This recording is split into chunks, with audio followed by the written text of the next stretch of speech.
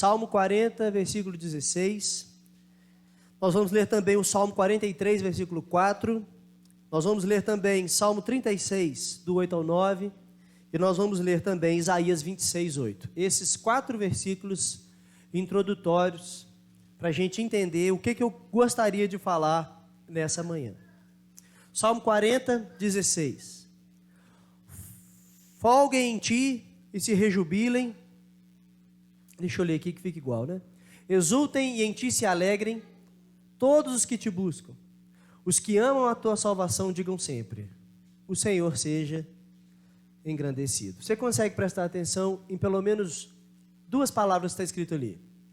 Exultem em ti e se alegrem todos os que te buscam. Então, a exultação está relacionada no Senhor e a alegria está relacionada a buscar ao Senhor. Então, na medida que esse homem encontra mais de Deus, mais exultado ele fica, mais folgado, alegre, feliz ele está, dando pulos de alegria.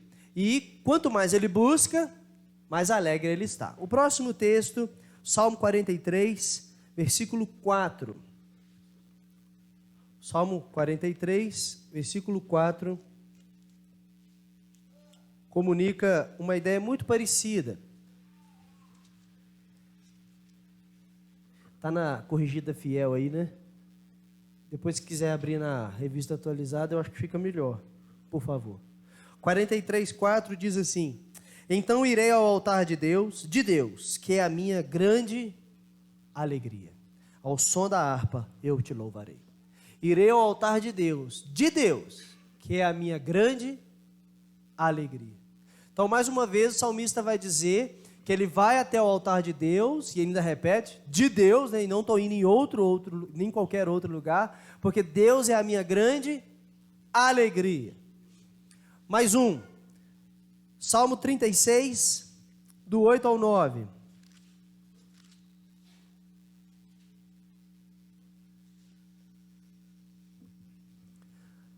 Fartam-se da abundância da tua casa, e na torrente das tuas delícias lhes dás de beber. Eu estou repetindo esses versículos para mostrar que esse versículo da delícias perpetuamente, do tema do nosso congresso, não é um versículo isolado da Bíblia.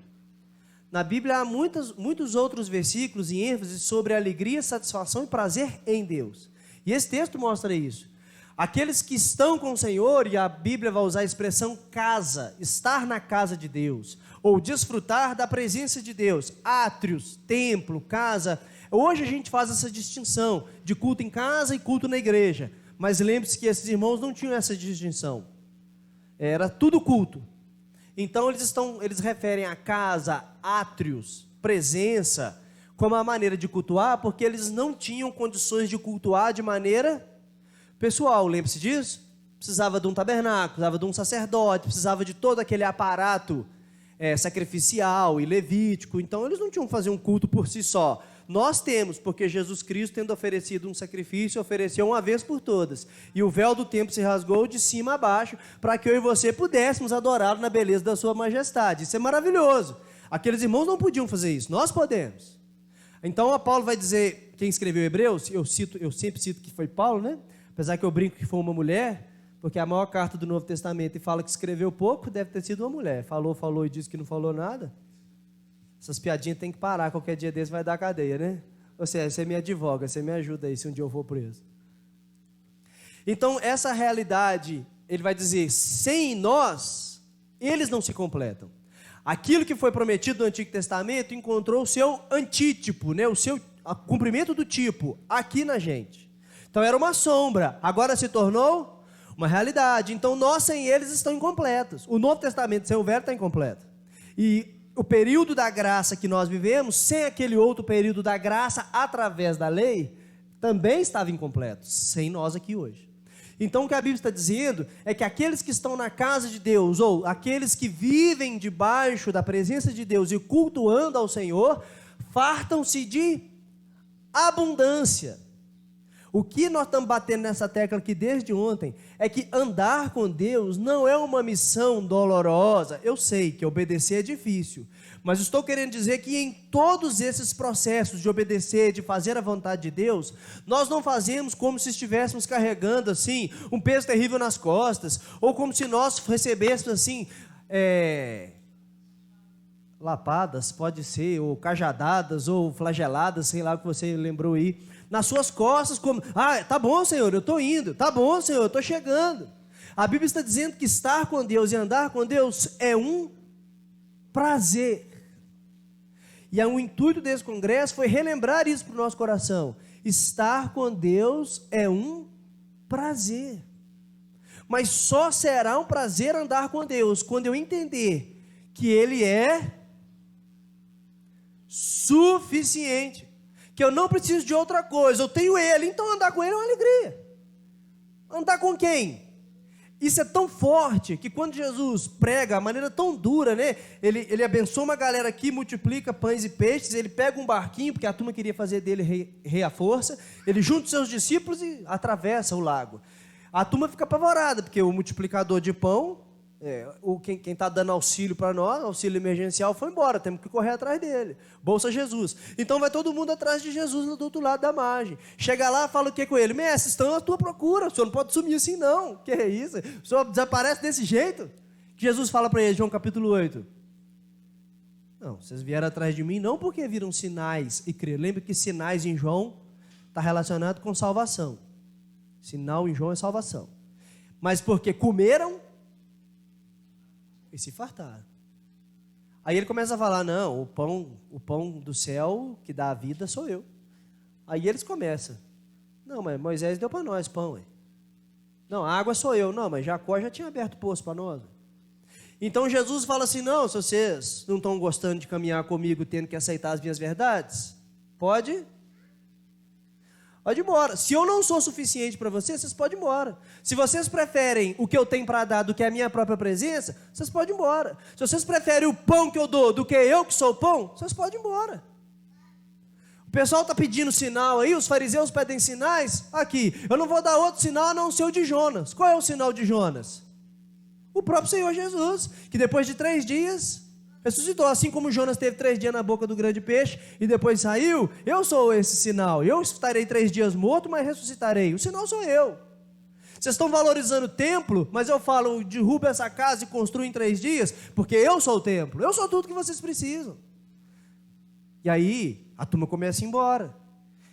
Mais um que está pedindo mais do que a gente pode entregar. Qual que é o problema de andar com Jesus? Problema e salvação. É que Jesus não pede recursos externos. Jesus proclama soberania em nosso...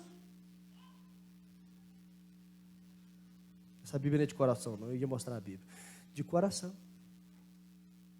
E aí a turma fala assim, não, coração não. Enquanto for só multiplicar pão, pedir um dízimo, pode contar com nós. Isso aí a gente faz. Onde é que eu assino? Algum formulário? Assinar embaixo aí, um abaixo assinado? Não, isso aí a gente faz. É para fazer um pix para não sei para onde? É para pintar essa parede? Não, Senhor, isso aí para nós é moleza. Aí Deus fala assim, não, eu não estou falando nada de fora, eu estou falando de dentro. É me reconhecer como Senhor da vida de vocês, é fazer de mim a suficiência da sua alma. Aí o que os discípulos falam? Quem está seguindo? A multidão, que a multidão não tem nome, a multidão não tem postura, a multidão não sai da escuridão, a multidão fica ali junto com todo mundo. A maré está boa, a multidão está ali. O mestre vai para a cruz, o que a multidão faz? Todo mundo vai embora. Igual quando você arranca uma pedra no meio da terra, aquele tanto de bichinho de inseto que está ali embaixo, corre tudo. A multidão é assim, só fica ali enquanto está seguro. O mestre foi preso, vai ser crucificado, todo mundo vai embora, não fica mais ninguém. Por isso que um dos sinais que a gente tem de igreja verdadeira é a igreja perseguida. A esperança que eu tenho na igreja é olhar para a igreja perseguida. Irmãos que não podem adorar, são mortos por isso e permanecem fiéis. Esses sim podem dizer, Jesus é suficiente para mim. Eu não desejo perseguição aqui no nosso país para a gente perceber quem é crente, não. Não é isso que eu estou dizendo, não. Eu estou dizendo que é uma boa maneira de fazer uma espécie de filtro, um teste. Ninguém quer passar por isso, claro, né? Mas tem irmãos passando por isso. E quando a gente fala disso, a gente percebe que há pessoas que encontraram esse prazer em Deus. E aí, os discípulos viram e falam o que para Jesus? Falam um com o outro. Lembra do que eles disseram quando a turma começou a ir embora? Isso aí, palavra dura, hein? O pastor hoje pegou pesado, hein? Bateu muito. Ah, não, bateu demais. Muito duro esse discurso. Na cabeça dos discípulos, como é que esse cara é rei? Como é que esse cara é salvador? Com um discurso, como diz o Michel Temer, antipopulista. O discurso de Jesus, no lugar de atrair, repele. Não, é assim. Acho que os discípulos estão falando assim: Senhor, eu sou seu assessor, vou refazer seu discurso. Esse discurso seu está muito errado. O Senhor tem que ganhar o povo, tem que trazer o povo para perto. Só que Jesus não é político, Jesus é salvador, é Deus. E aí Jesus vira para os discípulos e fala o quê? Vocês querem ir também? É radical, né? Não, vocês estão achando ruim também? Tá duro? Não, pega o seu banquinho e pode sair de fininho, pode ir embora. Aí o apóstolo Pedro nos ensina uma lição muito preciosa que a gente precisa aprender para a vida toda. Mesmo que andar com Deus seja difícil, mesmo que Deus tenha palavras muito duras para nós, qual é a resposta? Para onde iremos? Para onde iremos, Senhor? Só Tu tens as palavras de vida eterna. Andar com o Senhor não é fácil, mas é o único caminho que nós temos. Então essa palavra fala isso, que aqueles que andam com Deus, na casa de Deus, fartam-se de abundância. E na torrente das delícias lhe dá de beber. A palavra torrente é essa ideia de água viva, água corrente, que sai com muita força. Às vezes você vai num terreno, num sítio, numa chácara, e você vê aquela água saindo, muita água. Às vezes você vai tomar banho no chuveiro da sua casa, você abre a torneira, talvez a sua casa seja daquelas casas que a pressão da água é ridícula. Ou você vai lavar o carro, abre a mangueira, sai aquela água assim. Já viu? E quando você encontra algum lugar que você abre a torneira, sai aquela água, com muita vontade. Você fala, agora sim. Ou você vai dormir no hotel e vai tomar banho nesse chuveiro a gás, que essas duchas que você abre, sai aquela água que você quando entra, você faz até assim, e água quente nas costas, uma delícia, né? A palavra está dizendo que Deus tem isso, é torrentes de delícias. O que sai de Deus não é conta-gota de bênção. O que sai de Deus é água corrente de delícia. É fluxo de bênção. É de onde saiu aqui, tem muito mais. É bênção e saindo assim, ó, de maneira torrencial, volumoso.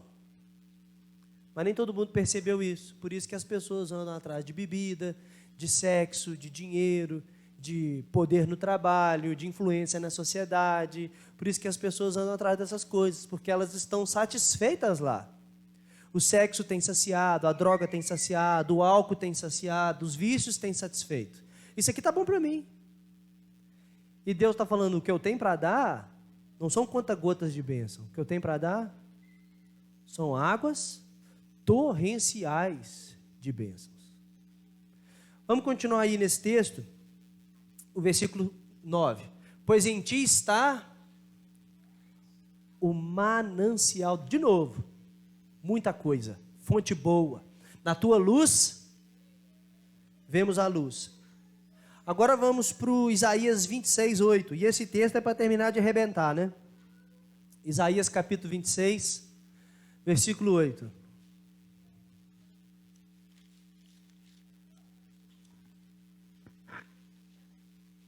Robson tem nos auxiliado aí, para a gente poder acompanhar a leitura. Também através dos teus juízos, Senhor, te esperamos. Agora eu queria que você lesse comigo o resto do versículo. No teu nome e na tua memória está o desejo da nossa alma.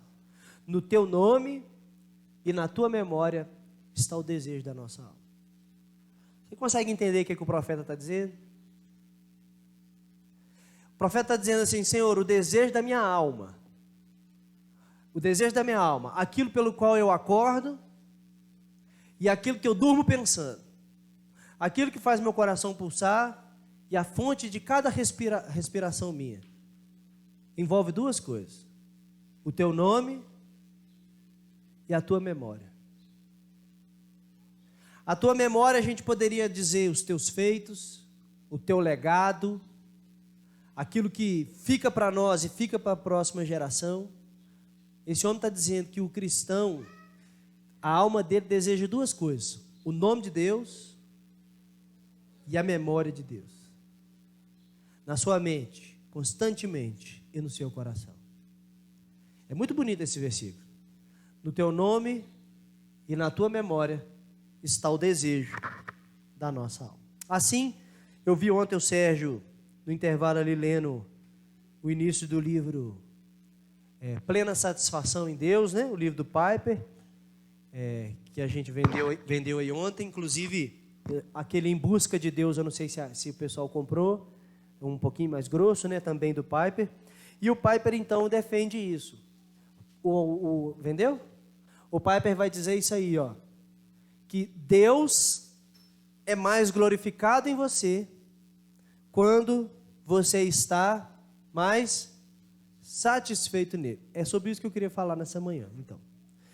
Nos alegrarmos e ficarmos felizes, já estou falando isso nesses versículos, em Deus e na glória de Deus. Por que Deus criou o mundo? Lembra do breve catecismo de Westminster? Qual o fim principal do homem?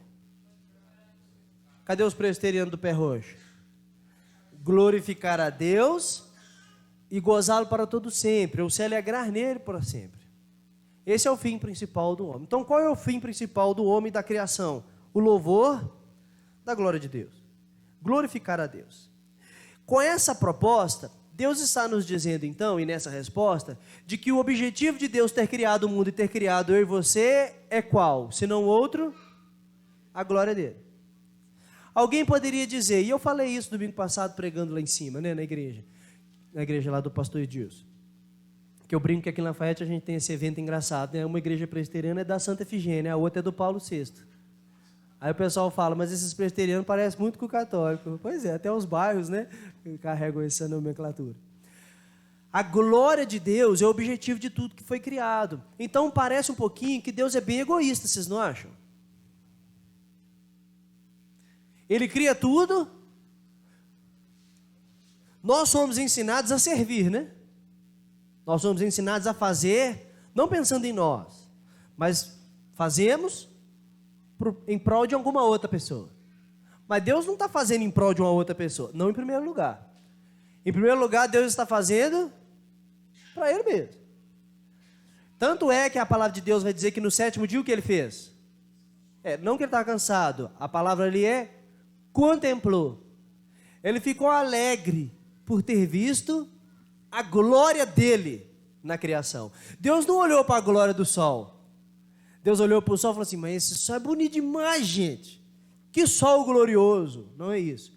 Deus olhou para o sol e falou assim, como a minha glória é demais. Eu fiz o sol. É essa a ideia. Olha para esses animais maravilhosos. Por exemplo, o camaleão. Eu acho o camaleão um animal maravilhoso. 3, 4 cores, da cabeça ao rabo. Não é bonito? Eu acho demais. O tigre, então. Aquele tigre de Bengala. Eu acho aquele animal maravilhoso, branquinho. E Deus contemplando, fala assim, que tigre glorioso. Não, Deus está falando, olha como a minha glória é demais. Eu fiz o tigre. Aquele pôr do sol estonteante, que você liga a Etta James no Spotify e fica assim, sabe que você vai assistindo assim, quase desmaiando? É Deus olhando e falando assim, como eu sou glorioso, olha a natureza que eu criei. Aí a palavra de Deus vai dizer, no Salmo 8, que é o homem, para que dele te lembres. Fizeste-os um pouco menor do que os anjos. Mas a palavra de Deus vai dizer que o homem é a coroa da criação de Deus. Deus olha para mim e para você e fala assim, como eu sou glorioso. Olha o que eu fiz. Você imaginou que o fato de Deus olhar para você faz Ele receber glória pelo simples fato de ter te criado? Isaías 46, versículo 7, ele fala: o povo que eu criei, formei e fiz, para a minha glória. Ainda mais então quando nós o adoramos, quando nós o cultuamos, quando nós o servimos, essa glória então recebe porções assim, multiplicadas. Porque só o fato de nos fazer, ele recebe glória. Agora o fato de ter esse povo que foi criado o adorando, a glória é ainda maior. Deu para entender isso? Então Deus, de fato, nos convida a enxergar a glória dele. A glória que brilha na minha vida e a alegria que eu sinto na glória de Deus. E aí, Piper vai nos dizer esse argumento fantástico, que o fato de Deus fazer tudo para a glória de Deus, para a glória dele, é a única ferramenta saudável que Deus tinha para fazer a gente se alegrar de verdade. O Pai vai dizer o seguinte: imagine se Deus faz as outras coisas pensando na nossa alegria e não na nossa glória. Nós nos alegraríamos na natureza e não nele. Nós nos alegraríamos na comida e não nele. Nós nos alegraríamos nos prazeres e não nele. Só que a natureza, a comida e os prazeres têm data de validade. Concorda? Ele tem data de validade? Não. Então, quando a nossa alegria está na glória de Deus e não nas coisas criadas, nós encontramos uma alegria que é perene, duradoura, eterna. Então, o que o Piper vai dizer nessa ideia dele é que na medida que nós conhecemos a glória de Deus, nós ficamos mais alegres. E isso não é egoísmo da parte de Deus, pelo contrário, é bondade, porque Ele sabe que não há nenhum lugar melhor onde nós devemos colocar a nossa alegria, a não ser na glória dele, porque não há nada melhor do que a glória de Deus. Então Deus criou o homem para glorificá-lo. E quando o homem glorifica a Deus, o homem sente a verdadeira alegria, que ele não sentiria em qualquer outro lugar desse mundo, ou fazendo qualquer outra coisa. E isso não é egoísmo de Deus, isso é bondade, porque Deus poderia dar para nós os melhores dos presentes, mas ainda assim Ele sabe que o melhor presente que Ele pode dar é Ele mesmo. Então a fonte da alegria cristã é qual? A glória de Deus. Quando nós contemplamos a beleza da glória de Deus, nós vivemos toda a alegria. Não é isso que o Salmo 16, versículo 11 vai dizer? Na tua presença há plenitude de alegria, e a tua destra, delícias perpetuamente. Então aqui eu não estou querendo te provocar a alegrar-se em Deus por alguma coisa que Deus possa ter te dado. Eu estou fazendo com que eu e você possamos olhar para a glória de Deus e nos alegrarmos, tão somente por isso. E aí reside o maior desafio do ser humano: adorar a Deus por aquilo que Ele é, nos alegrarmos em Deus por aquilo que Ele é, e não necessariamente por algo que Ele possa ter nos dado, mas pelo fato de ter manifestado a sua glória. Vocês estão comigo aqui? João 1, versículo 14. Quem lembra o que está escrito lá? E habitou entre nós, cheio de graça e de verdade, e vimos a sua glória. O homem pode adorar a Deus, porque ele conhece Deus através de Jesus. O pastor Juliano falou isso aqui ontem. Jesus veio e habitou entre nós, cheio de graça e de verdade. O maior desafio do ser humano, o maior desafio da justiça brasileira, ou da justiça mundial, comunicar a medida certa de juízo e comunicar a medida certa de graça. Em Jesus nós temos o juízo perfeito, que é a verdade, e nós temos a misericórdia completa, que é a graça. Essas duas coisas se unem de uma maneira que a gente nunca vai entender. A gente só recebe pela fé, graça e verdade. E quando a graça e a verdade se misturam, aquilo que a gente experimenta é a glória.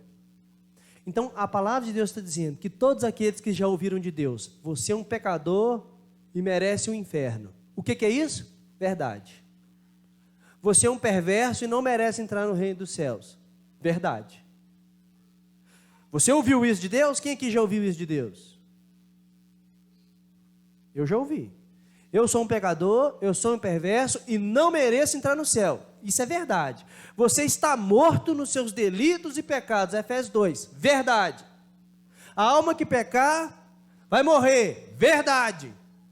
Maldito é o homem que confia em outro homem e faz do outro braço a sua salvação. Outra verdade. A Bíblia está cheia de verdade. Quem já ouviu as verdades de Deus aí? Agora mais uma turma aí, louvado seja Deus. Aí Deus vem e fala para nós assim: mas eu morri por você. Eu carreguei o seu pecado. Mas eu sofri aquilo que você tinha que sofrer. Eu te dou a salvação. Eu te perdoo. Só crer em mim. Eu estou contigo. Clama a mim e te responderei. Eu dei meu sangue por você. O que é isso? Graça. Então nós recebemos verdade e recebemos. Todos os homens que receberam dessa verdade, dessa graça, podem dizer: eu conheço a glória de Deus. Então, quando a gente fala de glória de Deus, eu não estou falando de algo assim abstrato que está longe de nós, não. Agora eu trouxe a glória de Deus para bem perto, íntimo no seu coração, através da revelação que o Pai fez em Jesus, tanto da verdade e como da graça. Então você fala assim: ah, pastor, mas se fosse assim, os naturalistas podem dar glória a Deus, porque eles acordam pela manhã e dizem: olha aí a natureza maravilhosa que o Senhor fez. Mas a palavra de Deus diz em Romanos que mesmo tendo conhecimento das coisas criadas, trocaram a glória do Deus incorruptível pela glória dos homens, passaram a adorar animais, répteis, inclusive relação de homens com homens e de mulheres com mulheres, porque trocaram a glória de Deus pela glória dos homens. Os únicos seres da terra que podem dar glória a Deus de maneira integral e verdadeira são aqueles que receberam de Jesus graça e verdade. Mas ninguém pode conhecer a glória de Deus a não ser o Filho de Deus, salvo, remido e lavado no sangue do Cordeiro. Então eu estou te perguntando, se você não for um cristão, a glória de Deus para você é igual turbina de avião, você não sabe nada. Ou se você sabe de turbina de avião, pensa qualquer outra coisa que você não sabe absolutamente nada. É um assunto assim. É por isso que tem tanta gente no meio da igreja que ainda não converteu e que a gente fala de glória de Deus, eles ficam assim. Não estou entendendo. Qual que é a beleza disso aí? Eu não sei nada de locomotiva. Meu pai trabalha na MRS há 250 anos e o Pedro trabalha na MRS há 100 anos. Meu avô trabalhava na rede ferroviária e eu coloquei no meu coração que não é para mim. Então, passo longe. No máximo, levo na porta e vou embora. Mas se eles chegassem e me colocassem, sei lá, numa máquina nova que a empresa comprou, de um novo motor, sei lá, de um novo sistema, e eu estou vendo os dois olhando assim, caramba, esse negócio é de última geração. E eles maravilhados com aquilo ali, eu vou chegar e vou pensar o quê? Isso aqui é um trem, isso aqui é um trem também, isso aqui também é outro trem, nós estamos diante de 3 trens. Eles estão olhando um e falam assim, mas esse trem aqui é demais. Eu falo, não, para mim é tudo trem. Para mim é tudo igual. Igual a minha esposa quando vê carro. Meu carro é prata e grande. Ela consegue achar que o meu carro é um preto pequeno. Ela está abrindo a porta. Vamos, assim, mas esse carro não é o meu não. Como eu não vou entrar nesse carro preto? Noção que ela tem é zero de carro. Então, que beleza que há em mostrar para ela um carro. Olha esse carro. Ela fala, para mim é igual aquele, é igual esse, é igual aquele. Assim são as pessoas que vêm na igreja sem terem entregado a vida a Jesus Cristo. Fala de Deus, fala de mensagem, fala de bênção, de vida eterna. A pessoa fala, mas isso aqui para mim é igual isso aqui, igual aquilo ali. Não faz diferença no coração da pessoa quando fala da glória de Deus. Agora, o Filho de Deus não. Ele percebe quando a glória de Deus está em jogo e quando a glória de Deus nem foi citada. Vocês concordam comigo? Eu estou ouvindo essa mensagem, eu estou caminhando com Deus e eu tenho visto a glória de Deus. É aqui que eu quero ficar. Agora, cheguei aqui e fala de dinheiro, fala de cura, fala de não sei o quê. Aqui não tem a glória de Deus, eu não fico aqui de jeito nenhum. E por que as igrejas que pregam o evangelho da prosperidade, a teologia falsa da prosperidade, estão cheias e as igrejas fiéis estão vazias? Porque o povo está pouco se lixando com a glória de Deus. O povo quer encher sua alma com a glória pessoal. O povo quer ficar rico, o povo quer ouvir você tem valor, o povo quer ouvir a minha vida é melhor, eu me tornei o melhor, eu não era nada, mas eu cheguei aqui, hoje eu sou tudo.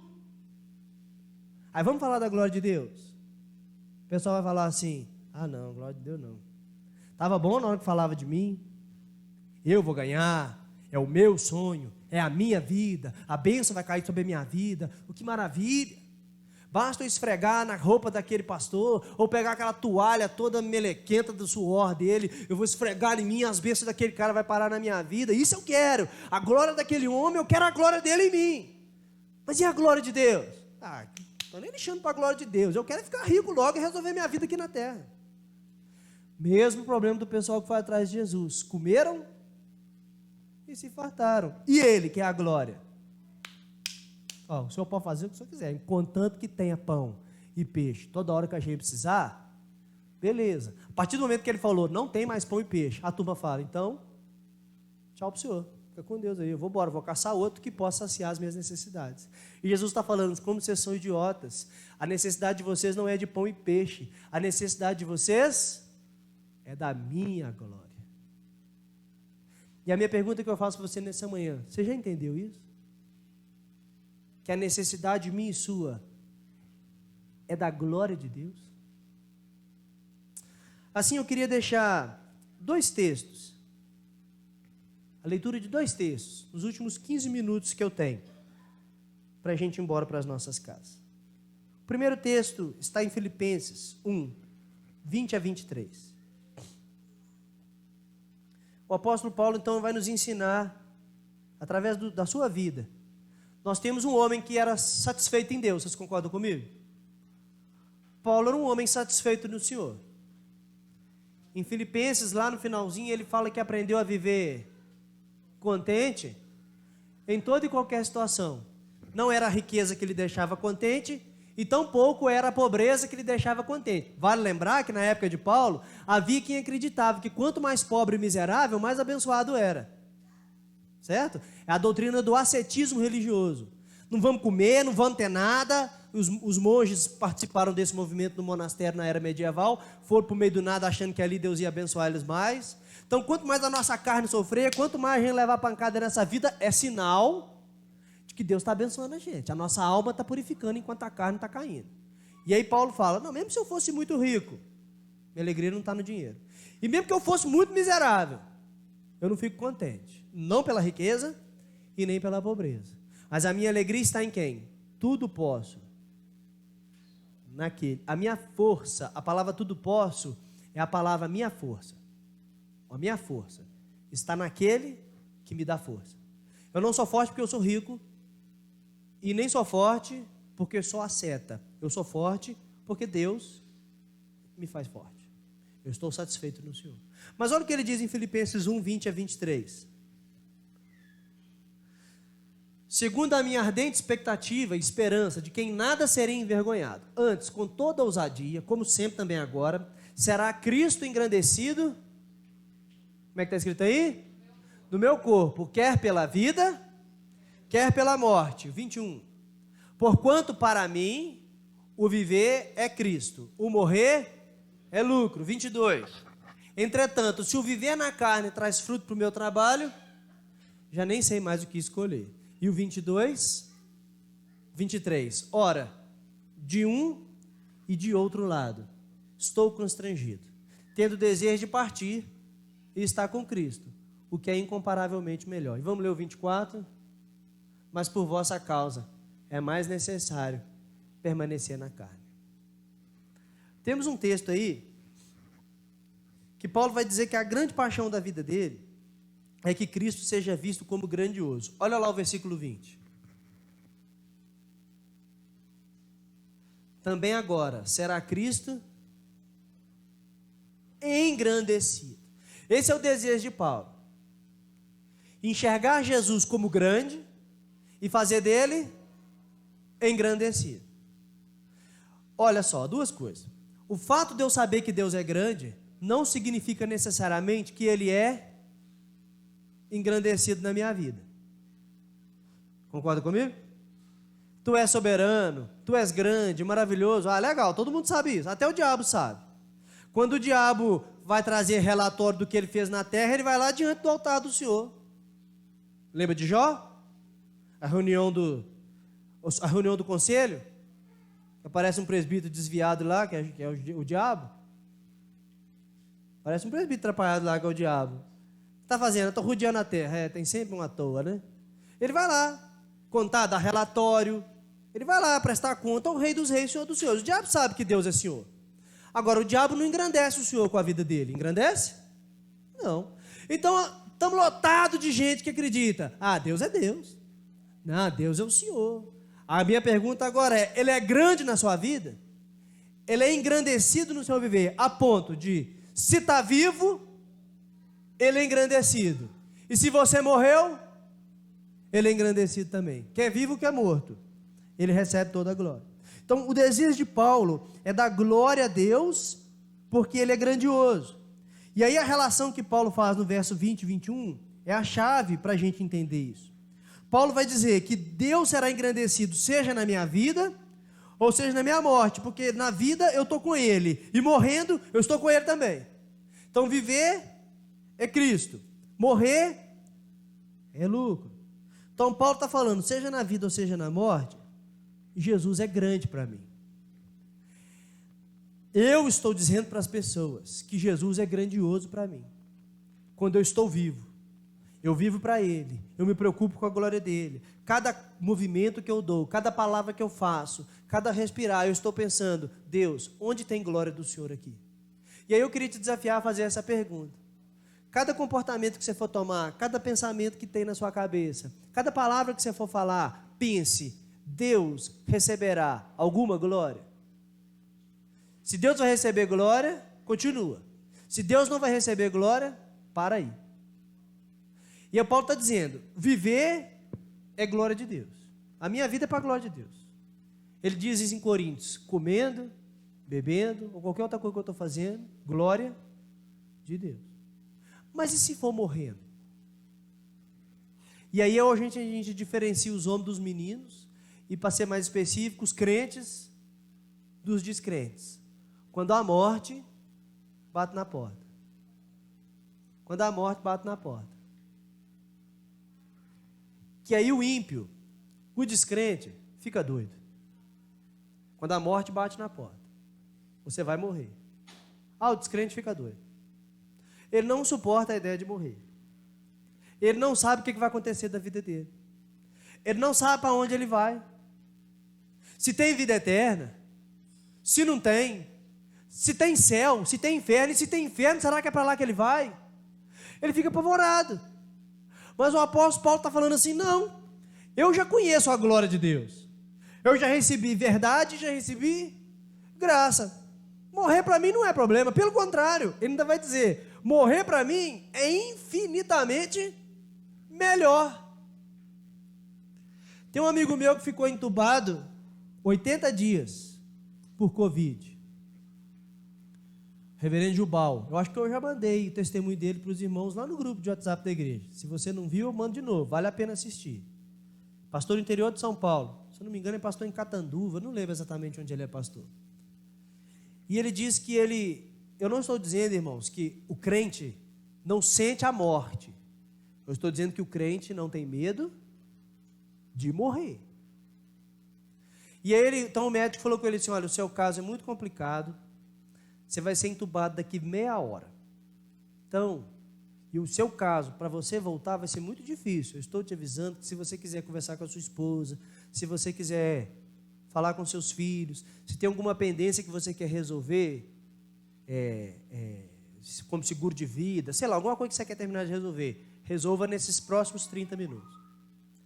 Diz ele que pegou o telefone, ligou para a esposa, ela não podia ir lá, ele conversou com ela no telefone, com muita dificuldade, falou, eu te amo muito você foi uma bênção que aconteceu na minha vida, se eu partir, fique firme no Senhor.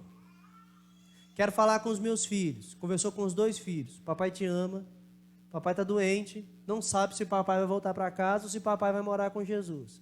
Papai te ama, fique firme no Senhor. Mandou uma mensagem no grupo da igreja, irmãos, papá, fiquem firmes no Senhor. O pastor de vocês é Jesus, não sou eu. e falou que depois de ter falado com todo mundo, não podia deixar de falar com Deus. Aí ele falou, agora eu vou falar com Deus. Aí ele falou que na hora que veio a notícia, eu realmente serei entubado e não sei se eu vou viver. Ele falou uma coisa assim, Senhor, eu creio na graça, eu creio na predestinação, eu creio na eleição, eu creio na salvação dos eleitos, eu creio que Jesus morreu por mim, eu creio no Filho de Deus, e a tua palavra diz que aquele que crê tem a vida eterna. Mas eu preciso agora aqui pedir perdão dos meus pecados mais uma vez e declarar mais uma vez para a minha alma, eu creio no Senhor Jesus Cristo. Me receba, se eu partir, me receba na glória. Eu quero estar com o Senhor. E foi entubado. Irmãos, ele falou, tive medo? Tive. Chorei por causa da minha família? Chorei. Pedi perdão pelos meus pecados mais uma vez, com medo de não entrar no céu? Pedi. Mas eu sabia o que falar, e eu sabia em quem crer. O cristão, convicto e consciente, ele morre assim. Esse homem não morreu.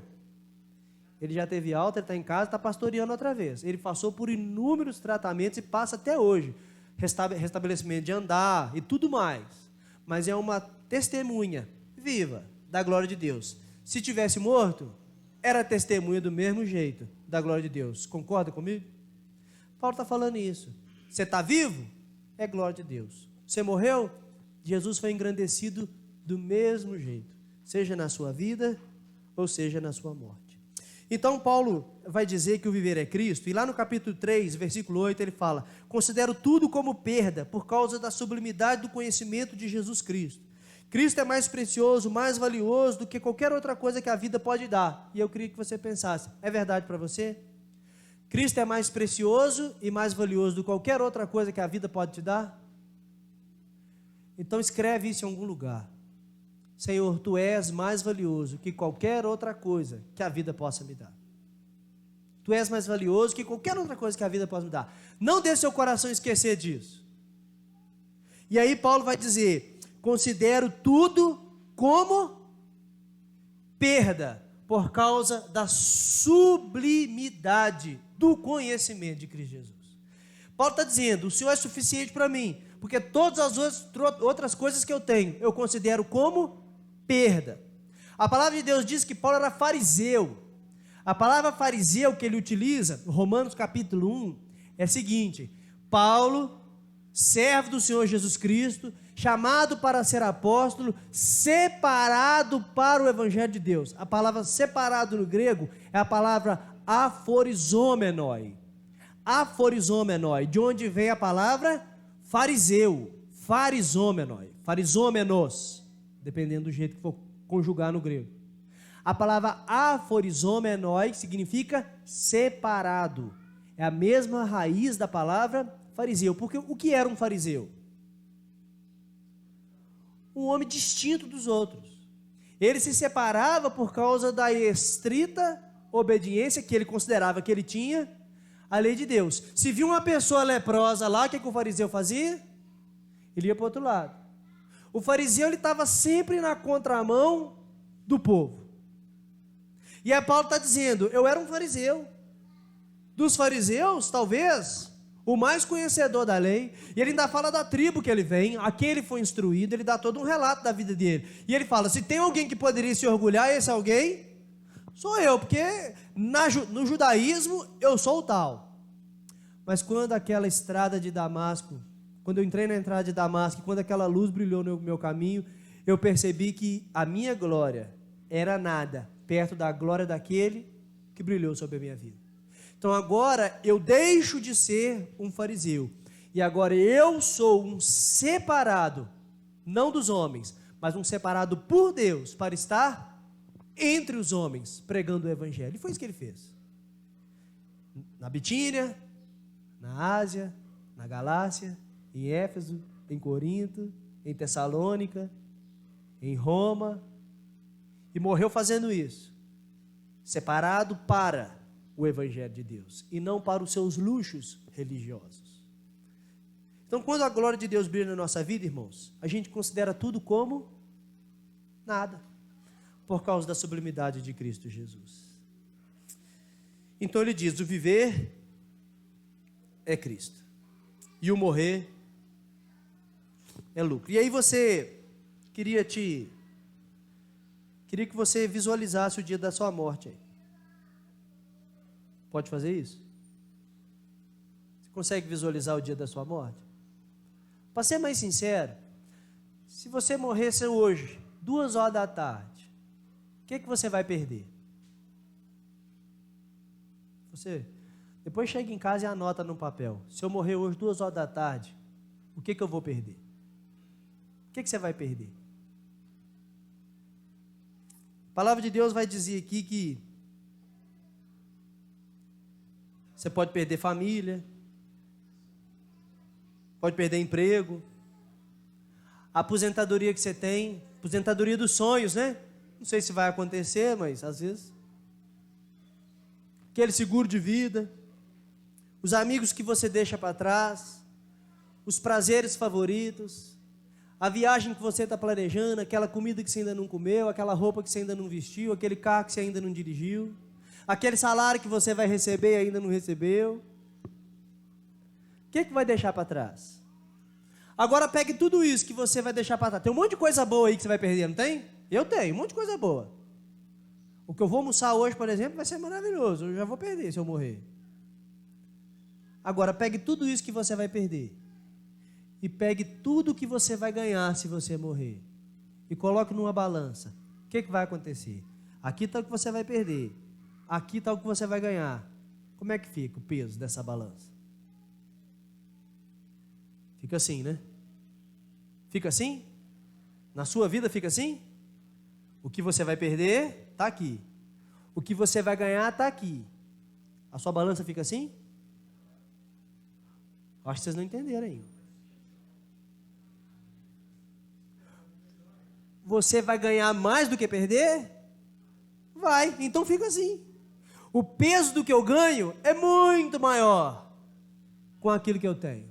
Paulo está falando: eu considero tudo como perda por causa da sublimidade do conhecimento de Jesus Cristo. O que eu ganho com o Senhor é muito maior do que aquilo que eu vou perder se eu morrer. Então, o viver é Cristo e o morrer é lucro. Paulo está falando isso, não sou eu. A Bíblia está dizendo isso. E isso exige abnegação. Abnegação na vida. Sabe por quê? Porque não dá para experimentar dessa herança do futuro se eu não acreditar no Evangelho e me dobrar diante da glória de Deus aqui. E aí Piper vai dizer assim: você quer viver na glória? Quer viver na glória? Quem aqui quer viver na glória? Queira a glória aqui embaixo também. Para viver na glória tem que ter uma vida gloriosa. Jesus, a glória de Deus, Cristo em vós, a esperança da glória tem que estar dentro de você. Não tem como viver na glória se não tiver conhecido a glória aqui embaixo. Eu costumo brincar que para conhecer a glória tem que passar pela irmã dela primeiro, a graça.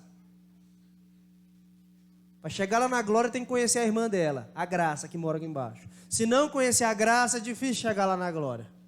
Muito difícil. A irmã graça e a irmã glória. Você já passou pela graça? E aí o último texto que eu quero ler para a gente finalizar. Mateus, capítulo 13. Que abnegação você já fez dos prazeres para ter o Senhor? Ou a sua vida cristã é completamente desinteressada? Eu quero a glória de Deus lá no céu, mas aqui na terra, aqui ó, pouco caso para a glória de Deus, tá? Você vive assim? Então talvez você não vai conhecer da glória lá em cima não, sinto te informar. Me perdoe te dar essa notícia. Se a glória de Deus aqui na terra para você é banal, vai ser muito difícil conhecer da glória dele lá em cima. Olha o que diz Mateus 13, versículo 44 até o 46.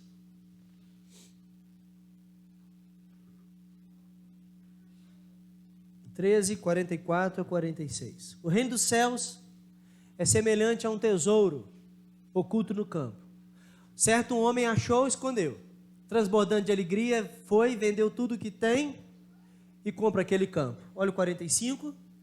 O reino dos céus é também semelhante a um que negocia e procura Boas pérolas. 46, tendo achado uma pérola de grande valor, vai, vende tudo quanto possui e compra.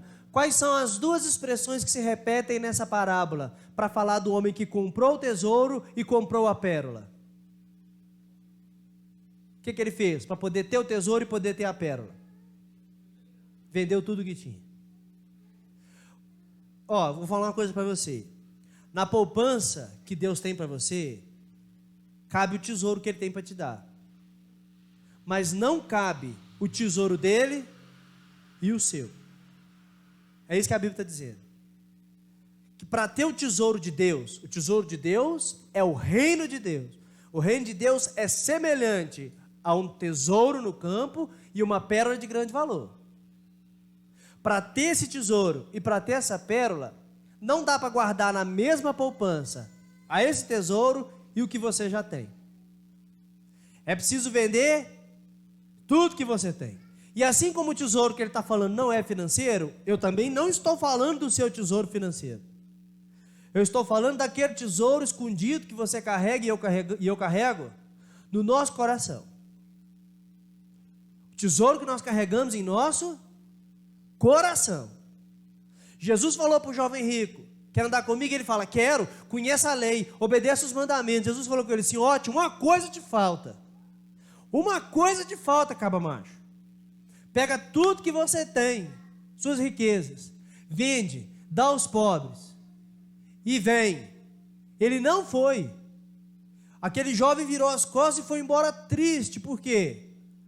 Porque ele tinha muito dinheiro.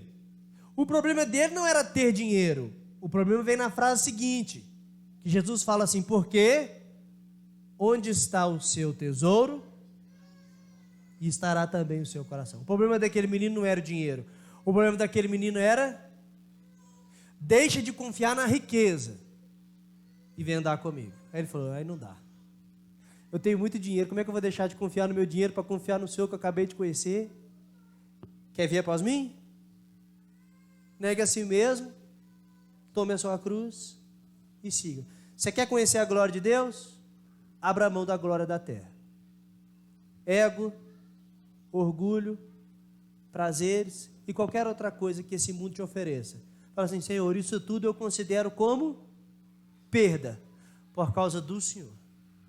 Esquecendo as coisas que para trás ficam, eu prossigo para o alvo, para o prêmio da soberana vocação, Cristo Jesus. Paulo fala em Hebreus 12, né? É 12? Desembaraçando-nos do peso e do pecado que tenazmente nos assedia, corramos a carreira que nos está proposta, olhando firmemente para o autor e consumador da fé. É essa caminhada que eu queria para a minha vida e para a sua.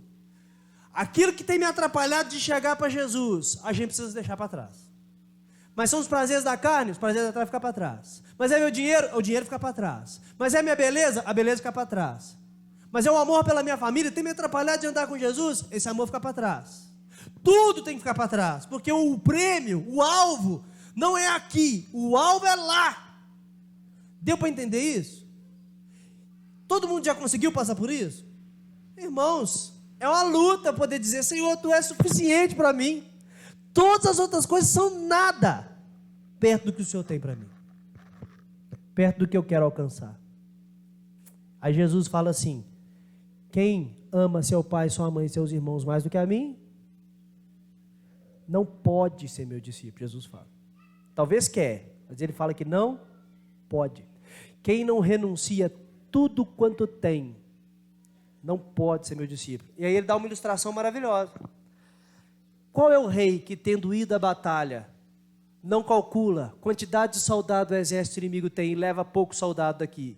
Chega lá, perde a batalha, volta com vergonha, não é? Ué, mas fala 300, chegou lá, tem 5.000. Aí o rei volta e fala: não, mas tem soldado demais lá, eu achei que era pouco. Perdeu, volta envergonhado. Ou qual homem que começa a construir uma torre, não calcula quanto dinheiro vai gastar, e no meio do caminho fala assim: acabou o dinheiro, vai ter que ficar essa obra parada aí. Que vergonha, todo mundo que passa. Ah lá, o pobre coitado, começou a construir e não consegue terminar. Jesus está falando, todo mundo que quer me seguir, mas não calcula quanto custa, é melhor nem vir. Vai custar muito me seguir. Você quer fazer de mim a suficiência da sua vida? Então calcula o que você tem que deixar para trás. O seu ego, o seu orgulho, o amor ao dinheiro, o amor aos prazeres, porque quem ama o mundo não tem o amor do Pai. E quem ama o mundo é inimigo de Deus. Então abandona tudo. Quer me seguir? Abandona tudo. E, não, deixa eu enterrar meu pai. Não, meu filho, deixa com que os mortos cuidem dos mortos. Eu tenho para você coisa melhor. Pedro, João, larga essas redes aí, meus filhos. Tiago, vamos me seguir. E deixando as redes, imediatamente o seguiram. Ter Jesus como suficiente é poder falar assim, olha, eu vivo pescando, aqui está a renda da minha família, mas agora eu encontrei um negócio melhor. E se a gente fizer assim, já não vai mais. Mas será? Mas aqui, ó, eu investi aqui, esse peixe aqui, eu vou vender hoje, amanhã. Ficou, Jesus já foi. Ele já foi.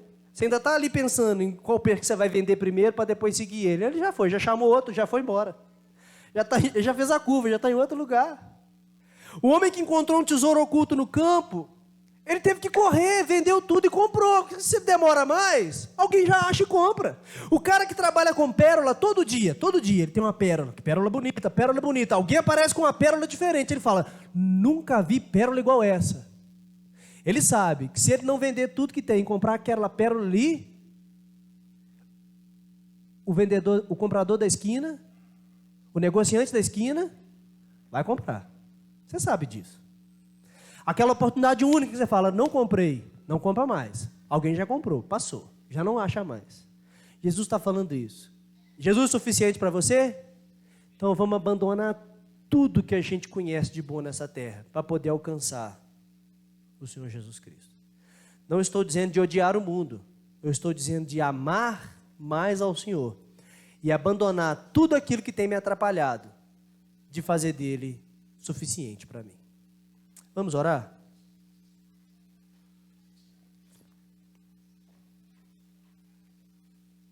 Senhor, essa missão é tão difícil. O tema é tão bonito na teoria, mas na prática é muito difícil, Senhor. Ficar alegre no Senhor a despeito de qualquer circunstância. É muito difícil, ó Pai, poder dizer que o Senhor é suficiente para nós, enquanto o nosso coração descaradamente luta para encontrar segurança em outras coisas e não no Senhor. Quantas vezes, ó Pai, nós colocamos o nosso amor no dinheiro e não no Senhor? Quando a situação financeira fica ruim, a gente fica triste, a gente desespera, a vida da gente não faz sentido. Mas o que é o dinheiro perto do Senhor, Pai? Quantas vezes, ó Pai, a gente coloca o amor da nossa vida nos prazeres desse mundo? Comidas, viagens e bens materiais. E quando não experimentamos, não provamos, não conhecemos e não fazemos certas coisas, a nossa vida parece que perde o sentido. Mas o que são os prazeres desse mundo comparado com aquilo que o Senhor tem a nos oferecer? Pai, quantas vezes nós colocamos o amor do nosso coração nas outras pessoas? Esperamos receber amor dos outros, carinho dos outros, aceitação das pessoas. Oh Deus, e quando a gente não encontra isso, ou quando somos maltratados e somos ignorados, parece que a gente perde o chão e a nossa vida vai acabar. Mas o que é o amor dos homens comparado ao amor do Senhor, que enviou o próprio Filho para morrer em nosso lugar? Oh Deus, nos ajude a conhecer da Tua glória aqui na terra, ficarmos impactados com essa glória e podemos glorificar ao Senhor, seja na vida ou seja na morte. Que haja uma frase em uníssono em nosso coração: Tu és suficiente para mim. Obrigado, ó Pai. Em nome do Teu Filho Jesus nós oramos.